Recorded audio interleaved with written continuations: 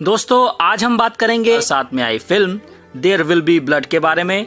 इसे डायरेक्ट किया है पॉल थॉमस एंडरसन ने। ये ऐसी ही और दिलचस्प मूवीज के बारे में जानने के लिए इस चैनल को सब्सक्राइब करके बेल आइकन को जरूर दबा दीजिए। तो चलिए वीडियो शुरू करते हैं। हेलो दोस्तों, मेरा नाम है Aman. Let's unravel the ending.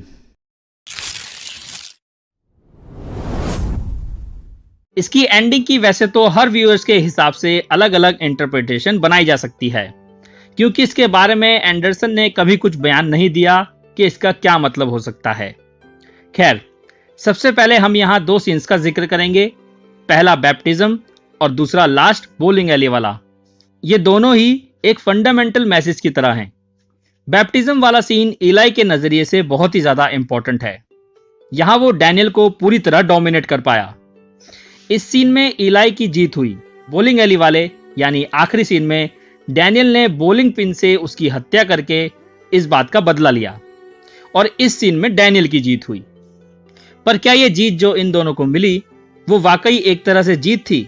क्योंकि वो दोनों ही झूठे और लालची आदमी थे। दोनों एक दूसरे से सुपीरियर रहना चाहते हैं। इसी बात से लोगों ने इस फिल्म का एक कंक्लूजन निकाला कि ये कहानी दो ऐसे लोगों के बारे में थी जो खुद को भगवान के बराबर समझते थे। पर मैं इस बात से पूरी तरह सहमत नहीं हूं। इलाई को लगता था कि उसके पास भगवान जैसी शक्ति है और ये इस हद तक उसके सर में चढ़ गई कि यही उसके खात्मे की वजह बनी। डैनियल ने फिल्म में ये बात कही है कि वो अपने सामने किसी भगवान को नहीं रखेगा, क्योंकि वो एक सेल्फ मेड आदमी है जिसकी सक्सेस का श्रेय सिर्फ और सिर्फ उसकी कड़ी मेहनत को जाता है, जैसा कि हम फिल्म के शुरुआती सीन में देखते भी हैं। अगर हम इन दोनों चीजों को गहराई से समझें तो ये लड़ाई दो ऐसे लोगों के बीच की नहीं थी जो खुद भगवान बनना चाहते थे, पर ये असल में भगवान को मानने वाले एक अभिमानी झूठे आदमी और एक ऐसे ईगो वाले आदमी जिसे किसी भगवान की जरूरत नहीं थी, उनके बीच थी। ये डिफरेंस छोटा तो है पर काफी रेलेवेंट है। अब आते हैं उस आखिरी डायलॉग पर जिसने इसकी एंडिंग को असल मायने में कंफ्यूजिंग बनाया, जो है आई एम फिनिश्ड। इस लाइन का सटीक जवाब तो वैसे एंडरसन के अलावा कोई नहीं दे सकता, पर एक बात कही जा सकती है कि भले ही झूठा ही सही, पर एक पादरी को मारने की वजह से डैनियल का करियर और उसकी आलीशान जिंदगी जिसके लिए उसने इतने साल मेहनत की, वो अब खत्म हो चुकी है। गुस्से में किए गए एक गलत काम में उसने अपना सब कुछ सैक्रिफाइस कर दिया। उसकी ये लाइन इस तरफ भी इशारा करती है कि there will be no blood, यानी अब उससे जुड़ा कोई इंसान फ्यूचर में नहीं होगा। उसका वंश खत्म हो चुका है। ये तो नॉर्मल से जवाब हैं, पर अगर इसे डिटेल में समझने की कोशिश करें तो डैनियल के लिए इस लाइन के दो आयरॉनिक मतलब निकाले जा सकते हैं। सबसे पहला ये कि वो अपनी जिंदगी के सबसे बड़े मकसद को पूरा कर चुका है।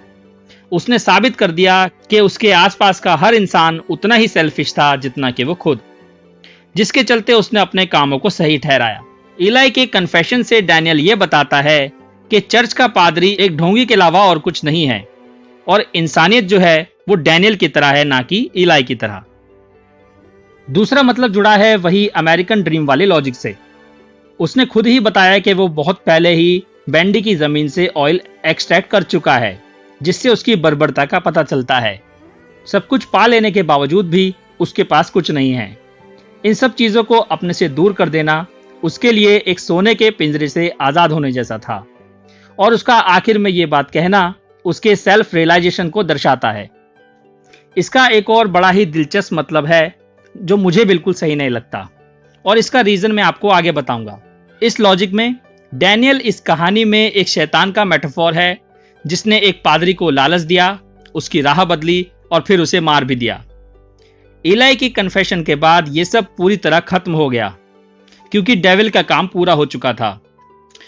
अब मैं इसे इसलिए नहीं मानता क्योंकि इलाई कोई बहुत अच्छा या मासूम आदमी नहीं था। वो भी सिर्फ नाम का ही पादरी था। असल में वो लालची, ढोंगी और बदतमीज भी था, क्योंकि हमने उसे अपने पिता पर हाथ उठाते हुए भी देखा था। इसलिए ये कतई नहीं कहा जा सकता कि इस कहानी में सिर्फ डैनियल ही बुरा आदमी था। तो दोस्तों, ये थी वो सारी इंटरप्रिटेशंस जो इसकी एंडिंग और आखिरी डायलॉग से निकाली जा सकती हैं। आप इनमें से जो भी मानना चाहें मान सकते हैं।